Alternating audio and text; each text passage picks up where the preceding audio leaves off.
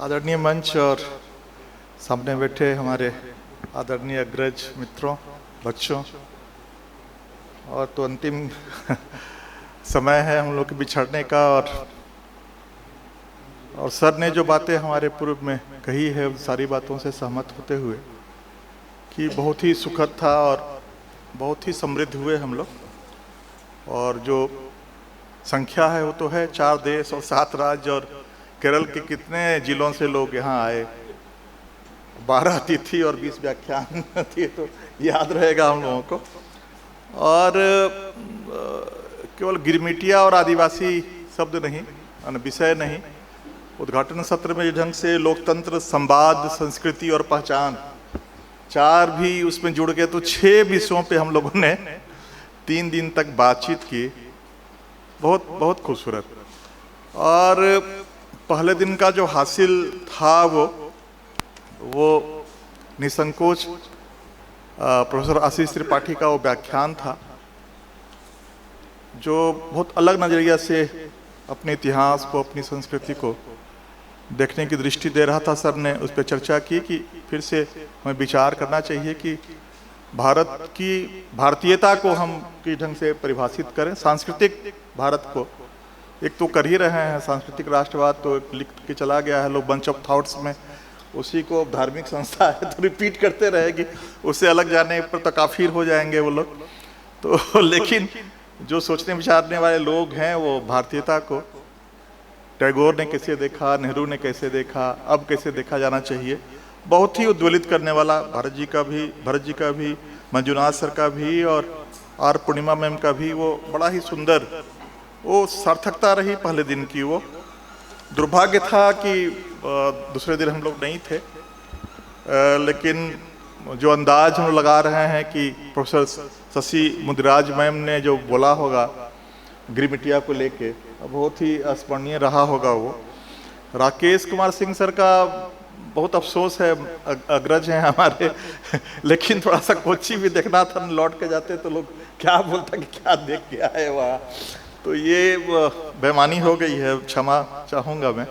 लेकिन जो चित्र में देख रहा था तो जो जिस ढंग से मुख मुद्राएं और जिस ढंग से व्याख्यान की शैली थी बहुत प्रभावी रही होगी। मेरी एक तो क्षमा कर दें, और दूसरा कि मुझे हमेशा रहेगा कि मैम हमको रिकॉर्ड उपलब्ध करा दें ताकि दूसरे दिन के व्याख्यान से जो हम लोग वंचित रह गए हैं।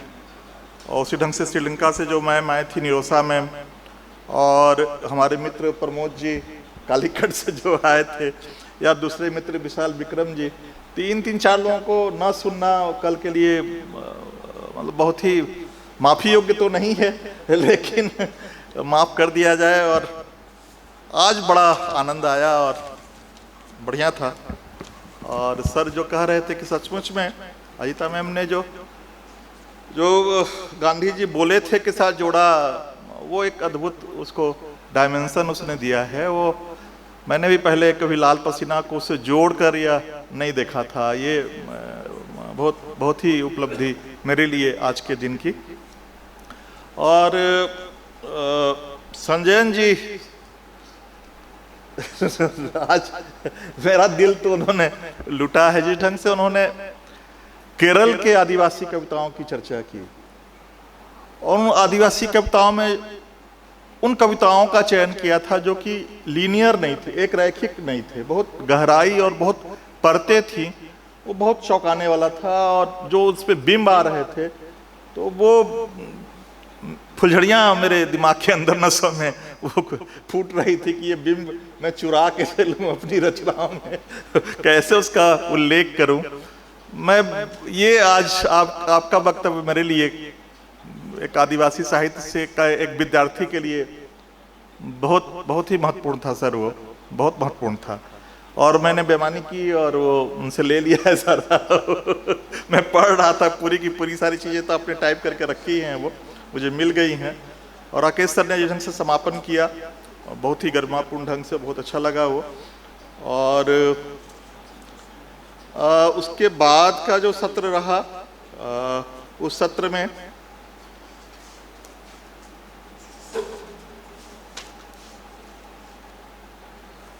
बाबू के विश्वनाथ सर की जो बातचीत थी और जो सर कह रहे थे कि गिरमिटिया शब्द की जो नई व्याख्या उन्होंने की, तो एक तो सर वो अगर अर्थशास्त्र के या कैपिटलिज्म के स्वरूप को देखें, 74-75 में जो रिसेशन उनके यहाँ आया, तो रिसेशन आया था कि उनके यहाँ लेबर वेजेज कॉस्ट इतना ज़्यादा हो रहा था, या तो उसको उन्होंने घटाने की कोशिश की थी, तो उसके कारण से मार्केट में रिसेशन आ गया, चीज़ें ठहर गई। तो उन्होंने तय किया कि नहीं, अब ठीक है कि सीधे कॉलोनी हम नहीं बना सकते हैं, लेकिन हमको चाहिए गुड्स एंड सर्विसेज जो है पूरी दुनिया का चाहिए, और जो गुड एंड सर्विसेज पूरी दुनिया का चाहिए, उसके बाद जो अभियान शुरू हुआ वही बाद में ग्लोबलाइजेशन कहलाया। लेकिन सबसे ज़रूरी उसमें था कि जो पूरे थर्ड वर्ल्ड के लेबर्स का हम जो लेंगे, 91% लेबर फोर्सेज हमारे काम कर रहे हैं उनके लिए। एप्पल के लिए देखिए तो कच्चा माल अफ्रीका से असेंबलिंग हो रहा है, चाइना में बिक रहा है पूरी दुनिया में, लेकिन पैसा जा रहा है सर अमेरिका, एप्पल। हाँ, तो ये जो अश्वमेध यज्ञ है उसमें न्यूनतम वेजेज और काम का घंटा का नहीं होना, तो और गिरमिटिया है क्या सर? अगर देखें तात्विक दृष्टिकोण से तो एक ही बात है, ये काम का घंटा का तय नहीं होना और वेजेज न्यूनतम देना।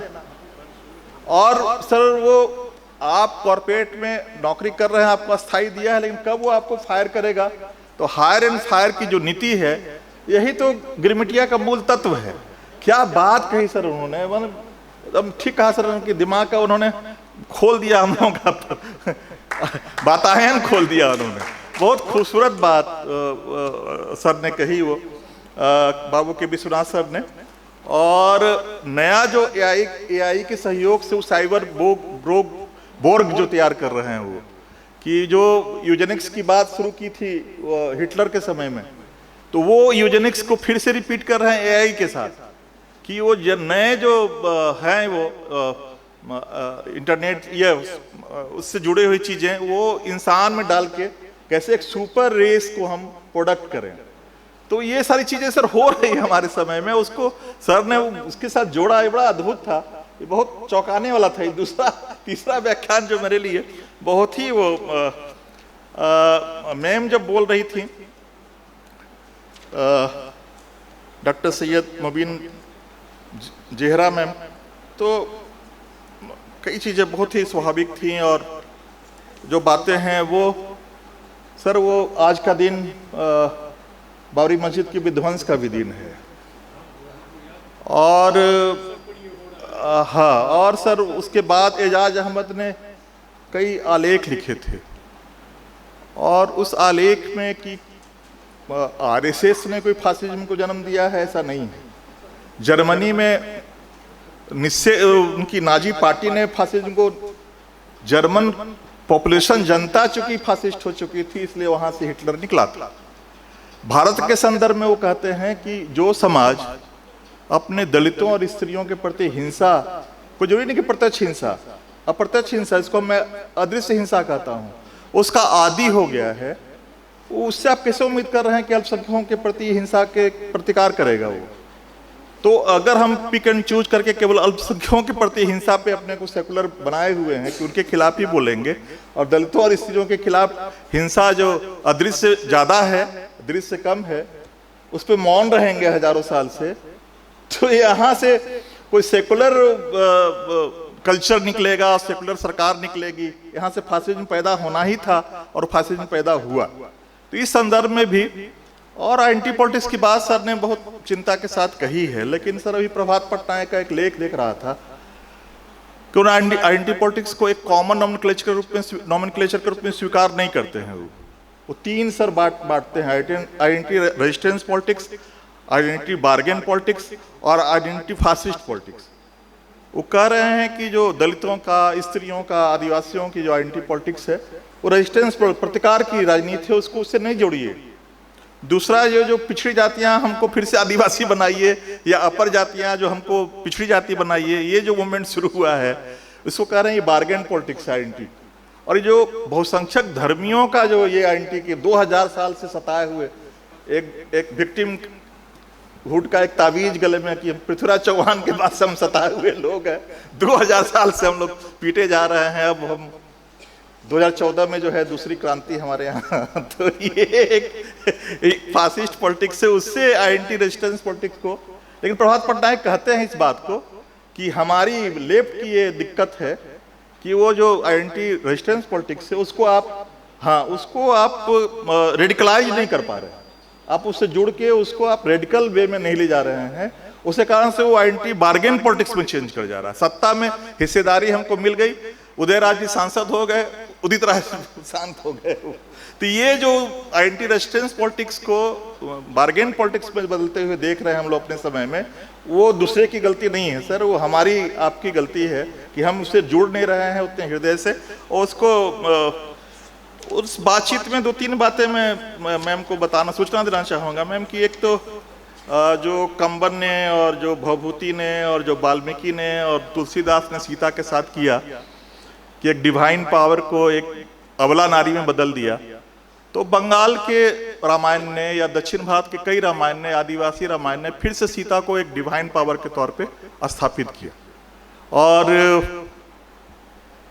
विदर्भ के इलाकों में जो सीता का मंदिर है उसमें राम नहीं है मैम, राम विहीन सीता के दर्जनों मंदिर विदर्भ में बनाए गए थे। उसमें किंवदंती थी कि वो वनवास के समय में भिक्षाटन के लिए आई थी और भिक्षा नहीं दिया विदर्भ के लोगों ने, तो वहाँ अकाल पड़ता रहता है। तो शरद जोशी जो सेतकर आंदोलन के नेतृत्व करता थे, उन्होंने कहा कि 2 काम कीजिए, अपनी जमीनों का रजिस्ट्रेशन अपनी पत्नियों के नाम से कीजिए और सीता का मंदिर बिना राम का, सीता के केवल मंदिर बनाइए। दूसरा कि जो मैंने कहा कि जो मुख्य जो रामायण उससे अलग जो रामायण है, वहाँ एक सहस्त्रबाहु रावण से युद्ध में राम की पराजय होती है और उस पराजय को विजय में सीता बदलती है। तो ये सीता को फिर से डिवाइन रूप में स्थापित करने का, अबला नारी के तौर पे नहीं, ये काम हमारे पेरिफेरी के साहित्यकारों ने किया है। दूसरा कि द्रौपदी, जी मैम, और द्रौपदी पे 300 मंदिर तमिलनाडु के आसपास, और वो एक शक्ति कल्ट के तौर पे द्रौपदी इस इलाके में, उस पर किताब है, मैं लिंक भेज दूंगा। तो चीज़ें ठीक है कि आपके दिल्ली और इलाहाबाद, बनारस, पटना में कुछ चलती हैं, वहाँ से बाहर निकलिएगा, कर्मनाशा नदी के इस पार आइएगा तो चीज़ें कुछ बदली हुई दिखाई पड़ेंगी और ज़्यादा प्रोग्रेसिव, ज़्यादा महिला से जुड़ा हुआ, महिलाओं के पक्ष में बहुत सारी चीज़ें आपने जो बीबी खदीजा के बारे में, बीबी फातिमा के बारे में, या वो वहाँ जाके उस करबला के बाद जाके खुतबा पढ़ रही हैं और खलीफा डर रहा है, क्या खूबसूरत बात थी मैम, वो बहुत खूबसूरत बात थी, बहुत कुछ सीखने का उससे है जुड़ा हुआ मामला। सर को केवल ये कहना चाहूँगा कि ग्रामसी का जो वर्चस्व का सिद्धांत है, तो किसी भी सत्ता का जो वर्चस्व स्थापित होता है अनुकूलता से होता है, लोग उसके कंडीशनिंग में आ जाते हैं और उसकी सहमति से उसका हेजोमनी कायम होती है। तो पितृसत्ता की हेजोमनी भी सबकी सहमति से कायम हुई है, और जो स्त्रियां होती हैं वो टूल्स के तौर पे इस्तेमाल होती हैं, जो स्त्रियों के खिलाफ स्त्रियों का जो आप कह रहे हैं वो एक टूल्स के रूप में यूज हो रही हैं। उनको नहीं मालूम है कि हम क्या कर रहे हैं, हम किस ढंग से पितृसत्ता के पक्ष में उसके टूल्स के रूप में, चूंकि कंडीशनिंग इतनी जबरदस्त है और हेजोमनी ने काम किया 1000 साल में, और वो डायन प्रथा पे सर कई काम हमारे यहाँ झारखंड में और मेरे यहाँ से भी, कि चूंकि मातृसत्ता से पितृसत्ता में जो हस्तांतरण हुआ, सत्ता का हस्तांतरण, तो बहुत सारी कम्युनिटी में अभी नहीं हुआ है। वो जहाँ माताएं अभी भी थोड़ा पावरफुल हैं, वो कुछ उनको औषधीय ज्ञान है या लैंड प्रॉपर्टी उनके पास है, तो ऐसी ही स्त्रियां डायन घोषित होती हैं। ये जो सत्ता की लड़ाई चली थी 1000 साल पहले मातृसत्ता से सत्ता को छीनने की, उसका जो हिंसात्मक रूप था उसका कुछ टुकड़ा बचा हुआ है जो डायन प्रथा के रूप में हम देख रहे हैं, उस संदर्भ में भी उसे देखना चाहिए। और ये किंगडम वो गिंजी था मैम तमिलनाडु में, जहाँ उसने वो शक्ति की पुत्री के तौर पे द्रौपदी को स्वीकार किया था, और मैं भेज दूंगा उसका।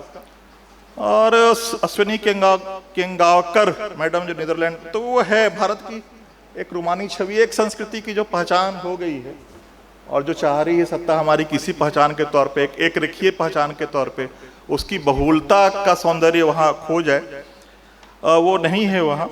और मैम जो पुष्पिता मैम जो कह रही थी आर्मेनिया में और ब्राज़ील में जो उनका कार्य का अनुभव है, इतना विस्तार उनका विशाल है, उससे बहुत कुछ सीखने की आवश्यकता है। लेकिन एक तो ब्राज़ील और आर्मेनिया या वहाँ के आदिवासियों की और हमारे यहाँ जो 750 आदिवासी समुदाय हैं, सबको एक होमोजेनियस नजरिए से देखने की बड़े खतरे हैं इसके। उस खतरे के रूप में उसको ऑफ कर दिया जाए सर। तो वो खतरे हैं, वो जो हमारे यहाँ 75 पीवीटीजी ग्रुप है, उनकी जो बसावट है, उनकी जो इकोनॉमी है, उनका जो कल्चर है, और बाकी जो 700 ग्रुप है उसमें जो और बड़े ग्रुप हैं, चाहे भील हों, गोंड हों, चेरो खिरवार सर के यहाँ, मुंडा संथल, जो शासक के तौर पर रहे हैं बड़े पैमाने तक, तो उनके यहाँ जो संस्कृति है उसको एकदम प्रिमिटिव तौर पे देखना एक बड़ा कॉलोनियल दृष्टिकोण है। इससे थोड़ा सा बचना चाहिए कि एक होमोजेनियस से कॉलोनियल दृष्टिकोण से कि छोटे लोग, जंगल से निकले हुए लोग, अरे सर शासन कर चुका 600 साल तक, वो जंगल से क्यों आएगा? तो ये एक होमोजेनियस ग्रुप में नहीं देखना चाहिए। प्लस एक कॉलोनियल यही मकान का आकार होना चाहिए। और क्यों होना चाहिए? मेघालय में या अरुणाचल में बांस अगर है और बांस का घर बना रहा है तो वही होना चाहिए। जहाँ मिट्टी है, मिट्टी का घर बना, क्यों हम देखें कि जो दिया सलाई के वो जैसा माची जैसा घर सब हो, वही विकास है, वही विकसित लोग हैं, मेरे जैसा सूट पहने वही कपड़ा उनका। अरे क्यों होना चाहिए सूट उनके लिए? जो उनको सूट कर रहा है उनके वेदर के हिसाब से वही कपड़ा पहनेंगे, अपने से क्यों पहनेंगे? आपके हिसाब से खाना क्यों खाएंगे? तो जा रहे हैं बाहर से पर्यटक के तौर पे और अरे घर तो बड़ा खराब, इनका कपड़ा तो ये आधा पहनते हैं। क्या बात है, आधा पहनते, गर्मी रहेगी तो सूट पहन के खेत में काम करेगा। मतलब कंसेप्ट ही नहीं है। जो उनके यहाँ खाना, जो खाद्यान्न उनके यहाँ उपजेगा वही खाना खाएगा, उसी से बने हुए पकवान बनेंगे। तो उनकी नजरिया से हम नहीं देखते हैं, अपनी नजरिया से देखने लगते हैं। ये बड़ा गड़बड़ है। सब मिला जुला के मैं बहुत ही समृद्ध हुआ सर जो बोल रहे हैं, लेकिन मैं हृदय से कह रहा हूँ कि बहुत कुछ सीखा मैंने यहाँ पे, और कुछ चीज़ें से तो बहुत गजब था। मैं क्या बोलूं, वो हमेशा हमारी स्मृतियों में रहेगा और मैं संपर्क में रहूंगा, चुराऊंगा चीजों को, बिंबों को, खुलेआम कह रहा हूँ इन बातों को।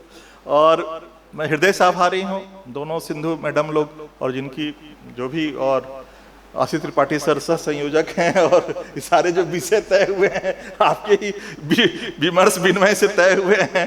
तो आप सब तीनों लोगों के प्रति मैं हृदय से आभारी हूँ, और इस कॉलेज के प्रति, हिंदी विभाग के प्रति, और जो बच्चियाँ और जो उनके चेहरों पे मुस्कान और इनकी जो बॉडी लैंग्वेज, देह भाषा जो विनम्रता से बोझिल है, इतना कुछ सीख के जा रहा हूँ। ये मुस्कुराहट, और ये नहीं भूलेंगी ये चीज़ें। नाम भले आपका ध्यान नहीं रहे, लेकिन ये मुस्कुराहट और ये विनम्रता और ये निष्ठा इस आयोजन के प्रति आप लोगों की बहुत ही अनुकरणीय और अभिनंदनीय है। आप सबों को हजार हजार जोहार और नमस्कार। Thank you.